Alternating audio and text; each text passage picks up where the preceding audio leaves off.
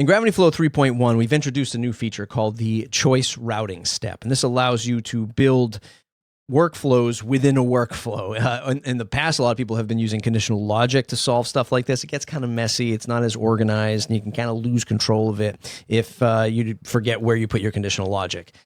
Choice routing is going to allow you to do that right in the Gravity Flow workflow builder, which I'm going to show off in a second. But if this is your first time seeing Gravity Flow, I'm going to start from the outside and work my way in so you can kind of see what we're trying to achieve here. So I have a Gravity form that is for my agency, right? For my mock agency. And it's called the customer work order form. So pretend you're a WordPress agency, you're building websites for clients, you're developing plugins, or you're doing designs, content management, all of that stuff. We have this form that your project manager might submit to your team and say, hey, here's the customer's name. This is the type of work they need, design, development, content, SEO, and here's the work detail. Something very, very minimal that the project manager received from the client in a meeting from the client. Now, maybe you could make this client-facing where your client puts in the work that they want done and sort of skip the project management level. But the point is, you need to tell your teams. You need to send an email notification to your designers or your developers, and then you need your project manager to sign off when the work is done, and then they can coordinate with the customer.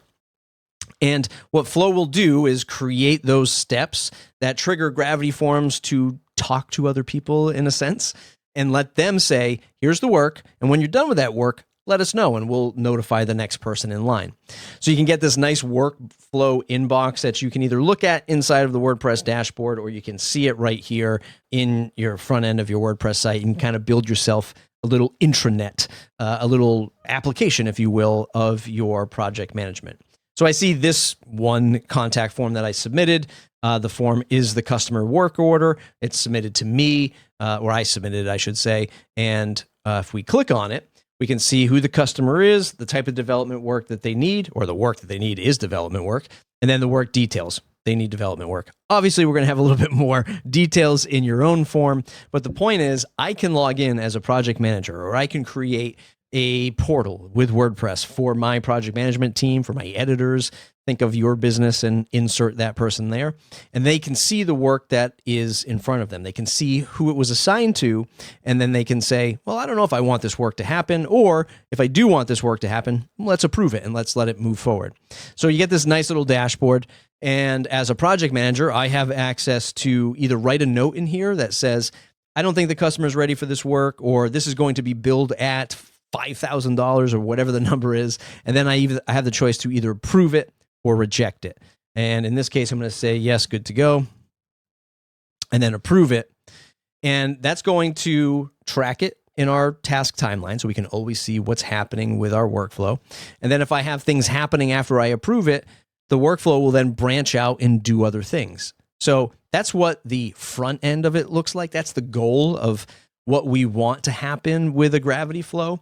Now let's work our way into how that actually comes together. So if we go to the form, and the customer work order form will go to workflow. And in this screen, very similar to feeds, if you're used to seeing feeds in Gravity forms, and here's all the steps that are going to happen when our work order form is submitted, when it says, here's the customer name, what type of work do they need, and here's the work that needs to happen. In step one, we'll edit this. This is our choice routing step. And depending on what the choice was in the form, development, SEO, design, it's going to notify the specific team. Those are steps that are already inside of our workflow. So we used to have to do conditional logic there, if this, then that, and you have to stack all of that. And then you added a new step into the flow, then you had to add that conditional logic there. We don't have to do that anymore. I have these three steps, which are the notify design team, notify development team, notify SEO team. And when I edit the final step, which is me, the project manager, and I go in and I either approve or deny it, I can add to what happens next on that approval. So I can say, hey, just go ahead and notify the team. Or if I reject it, I can put the note back in and it'll reroute through the choice routing and notify the team that was originally selected of my note and start the whole process over again. So that's really cool. It's really powerful. And again, if you've had to do it in conditional logic in the past, it was a very big pain in the neck, and now it's a whole heck of a lot easier.